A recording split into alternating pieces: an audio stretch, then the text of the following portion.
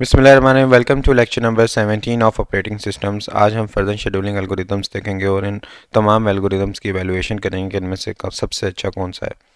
तो नेक्स्ट हमारे पास जो है multi level feedback queue scheduling है। पिछली बार हमने देखा था कि मल्टी लेवल क्यू शेड्यूलिंग क्या होता है, तो उसके अंदर थोड़ा सा चेंज है। मल्टी लेवल क्यू शेड्यूलिंग में क्या था कि हमारे पास ढेर सारी क्यूज़ थी और उसमें प्रोसेसेस डिवाइड हो रहे थे। इंटरेक्टिव प्रोसेसेस को हम ऊपर ऐड कर रहे थे और हमारे पास जो बैच सिस्टम बैकग्राउंड प्रोसेसेस थे उनको हम नीचे ऐड कर रहे थे और ये वाली क्यू एग्जीक्यूट हो रही थी। किसी के अंदर हमने डिफरेंट कोई एल्गोरिदम लगाया था, किसी में SJF लगाया हुआ था, किसी में FCFS लगाया हुआ था। इस तरह से हमारे पास डिफरेंट एल्गोरिदम्स चल रहे थे, किसी में RR लगाया हुआ था।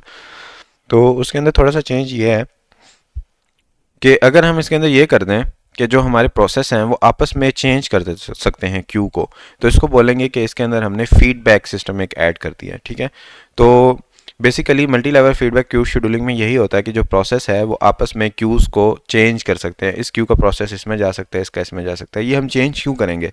फॉर एग्जांपल हमारे पास यहाँ पे एक प्रोसेस है जो काफ़ी ज़्यादा टाइम से पड़ा हुआ है, ठीक है, और उसकी बारी नहीं आ रही, तो हम क्या करते हैं, इस प्रोसेस को ऊपर वाली क्यू के अंदर ले जाते हैं, हायर प्रायोरिटी क्यू के अंदर। अब यहाँ पे कोई प्रोसेस है जो CPU बर्स्ट जिसका बहुत ज़्यादा है, जो CPU को बहुत ज़्यादा कंज्यूम करता है और बाकी प्रोसेस की बारी नहीं आती, तो हम इस कल्प्रिट को उठा के नीचे डाल देंगे लो प्रायोरिटी क्यू के अंदर। अब इसके अंदर हमारे पास जो कुछ चीज़ें हैं जो हमने कंसीडर करनी होती हैं, एक ये करना होता है कि हमारे पास कितने जो है क्यूज़, नंबर ऑफ़ क्यूज़ कितने होंगे, कितनी क्यूज़ हमने बनानी है।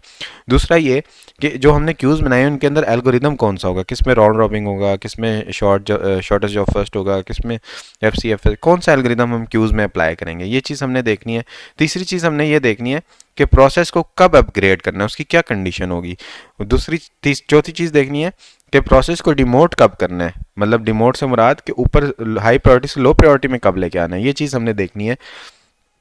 तो और पांचवी चीज़ हमने ये देखनी है कि हमारे पास कोई प्रोसेस अगर नया आ रहा है तो वो किस क्यू में एंटर होगा, उसको हमने पहली में एंटर करना है, दूसरी में करना है, किस प्रायोरिटी वाली में एंटर करना है। ठीक है, तो ये सारा कॉन्सेप्ट होता है हमारे पास मल्टी लेवल फीडबैक क्यूज़ का। बुक में क्या लिखा है इसको भी देखते हैं कि ये अलाउ करता है process to move between the queues. अगर process too much time CPU time use कर रहा है तो ये लो प्रायोरिटी क्यू में लेकर जाएगा। तो ये जो स्कीम होती है ये इनपुट आउटपुट बाउंड और इंटरेक्टिव प्रोसेसेस को हाई प्रायोरिटी में रखती है, और जो प्रोसेस है जो बहुत ज़्यादा देर से लो प्रायोरिटी में पड़ा हुआ है उसको भी हाई प्रायोरिटी क्यू के अंदर मूव कर दिया जाता है। दिस प्रिवेंट्स एजिंग और जो हमारे पास इंडेफिनेट ब्लॉकिंग थी। अब multi level feedback Q scheduler के अंदर कुछ पैरामीटर्स हैं जो हमें कंसीडर करने पड़ते हैं। वो क्या है? Number of queues, scheduling algorithm for each queue, method used to determine when to upgrade a process, method used to determine when to demote a process, methods used to determine which queue a process enters when it needs service। ठीक है, ये हमारे पास parameters जो हमने consider करने होते हैं। अब यहाँ पे एग्जांपल दी गई है कि हमारे पास कुछ CPU बर्स्ट ऐसे प्रोसेसेस हैं जिनका CPU बर्स्ट 8 या उससे कम है, तो हमने यहाँ रखे। जिनका 8 से बड़ा है, 16 से कम है, वो हमने इस क्यू में डाल दिए, और जो 16 से ग्रेटर थे वो हमने लास्ट क्यू के अंदर एंटर किए हुए हैं। तो ये हमारे पास multi level feedback queue scheduling है। नेक्स्ट हमारे पास है यूनिक्स सिस्टम वी शेड्यूलिंग। तो ये बेसिकली होता वही है जो हमारे पास फीडबैक प्रायोरिटी क्यूज़ वाला एल्गोरिदम था, मल्टी लेवल वाला, लेकिन इसके अंदर ये एक रिस्ट्रिक्शन आ जाती है कि हर क्यू के अंदर जो एल्गोरिदम होगा वो राउंड रॉबिन होगा और उसका जो काउंटर टाइम होगा वो 1 सेकंड होगा।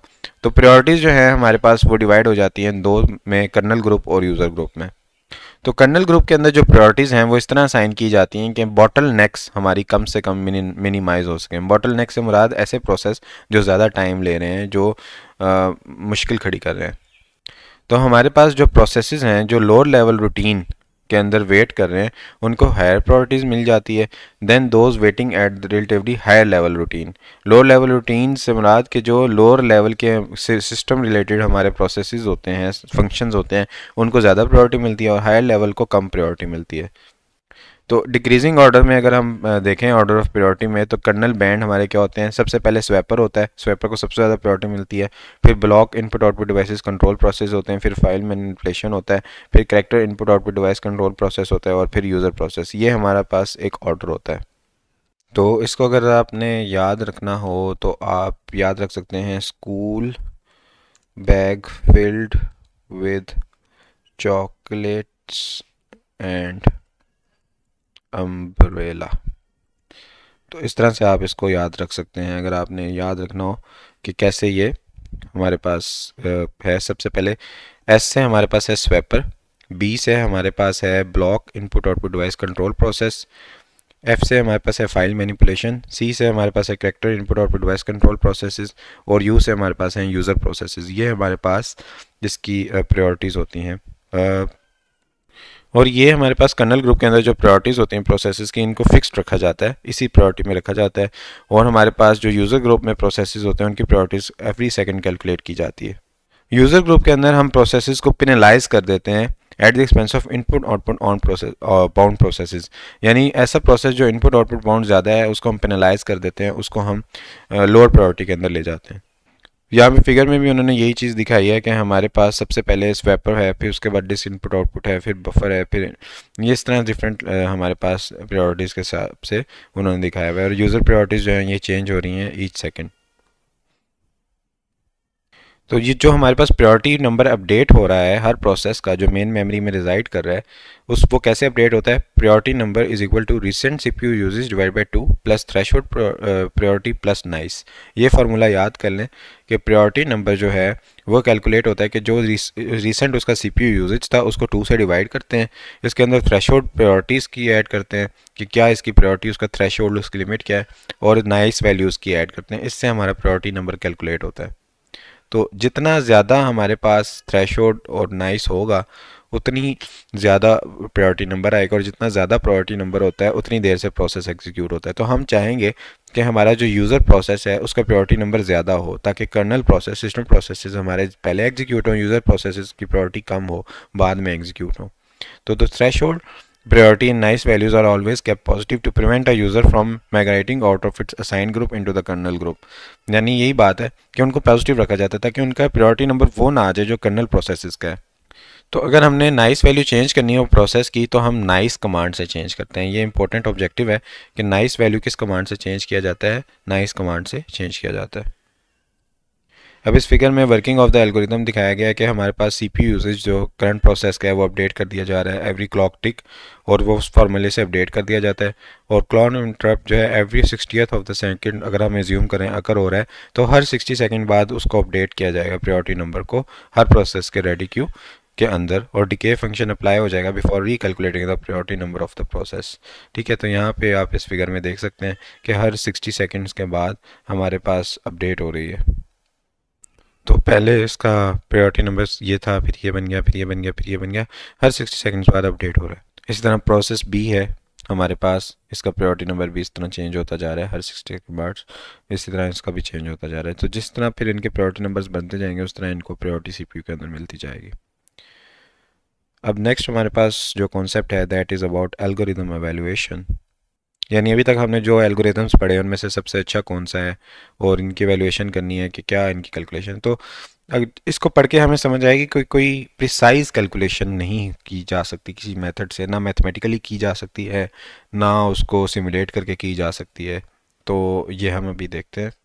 तो अब हम सर्टेन फैक्टर्स कंसीडर करेंगे एल्गोरिदम की वैल्यूएशन करने के लिए। For example maximum CPU utilisation under constraint the maximum response time is 1 second, यानी हम मैक्सिमम रिस्पांस टाइम ले लेते हैं 1 सेकंड। तो 1 सेकंड रिस्पांस टाइम के लिए हमें सीपीयू यूटिलाइजेशन मैक्सिमम क्या हो रही है या नहीं हो रही। मैक्सिमाइज थ्रूपुट मैक्सिमाइज करें such that turnaround time is on average linearly proportional to the total execution time.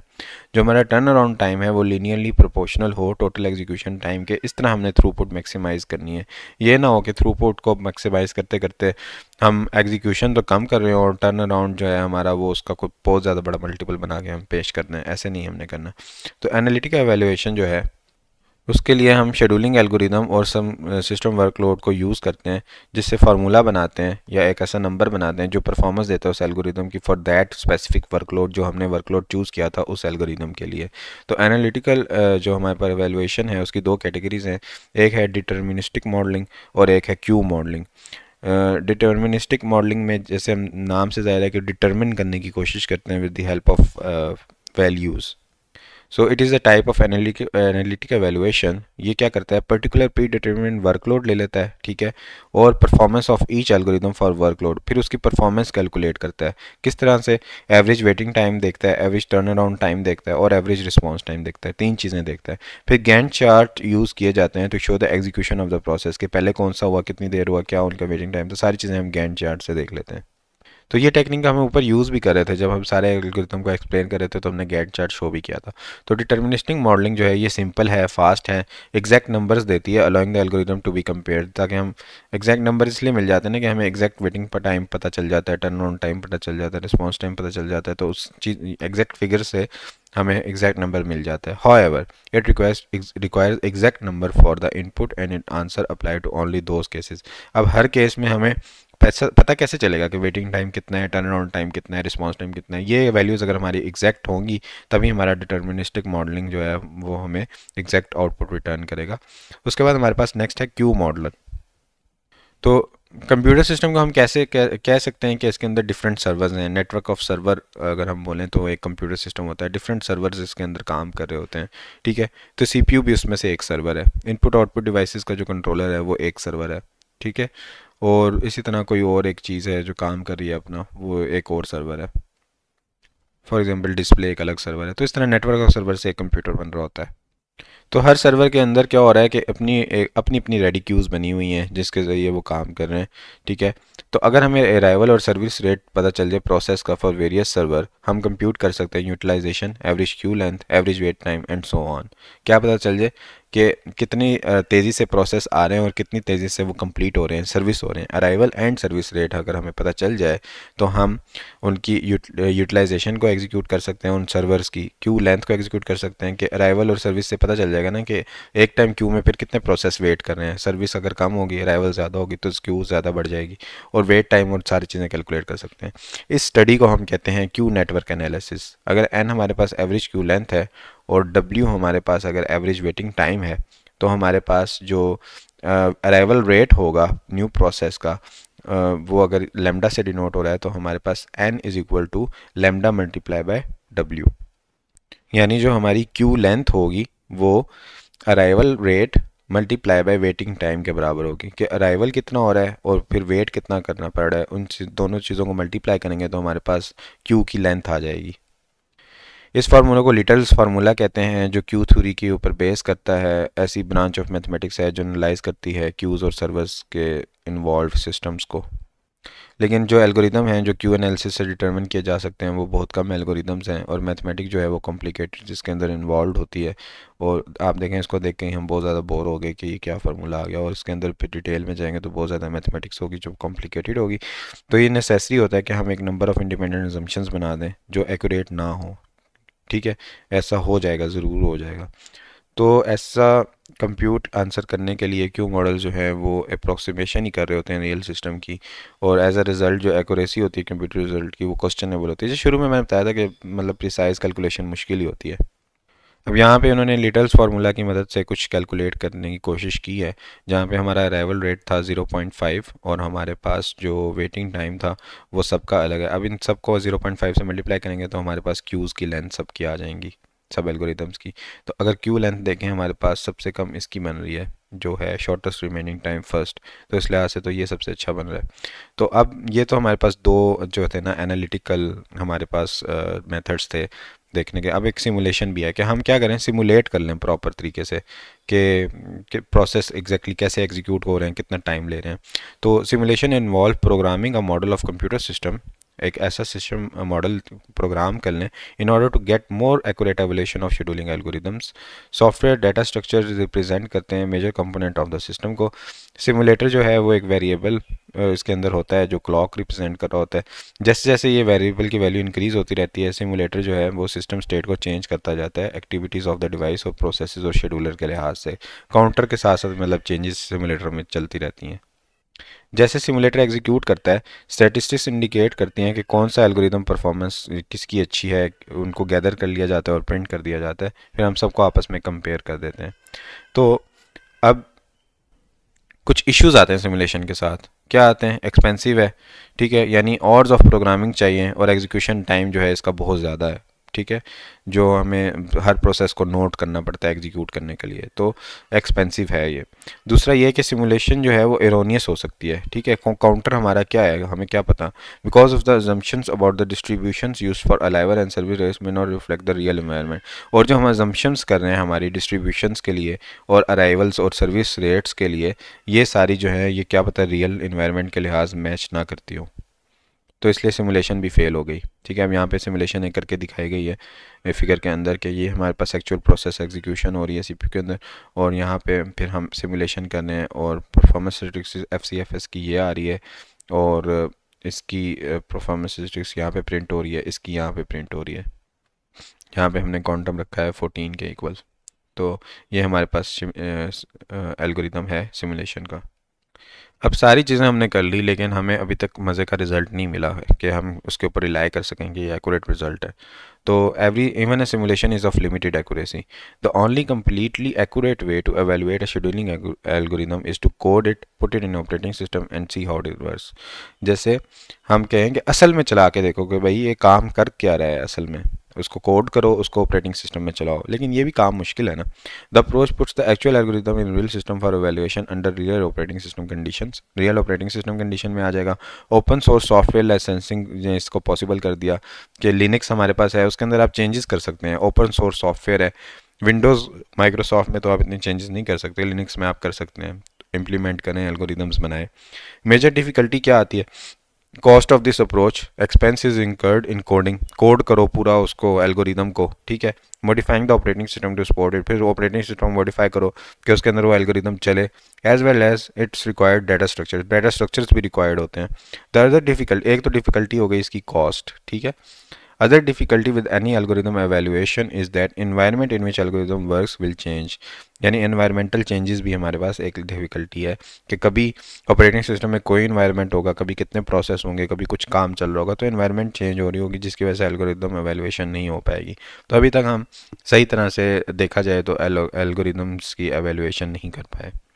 तो यहाँ हमारा लेक्चर एंड होता है। Thank you so much everyone for joining and watching. Take care. अल्लाह हाफिज़।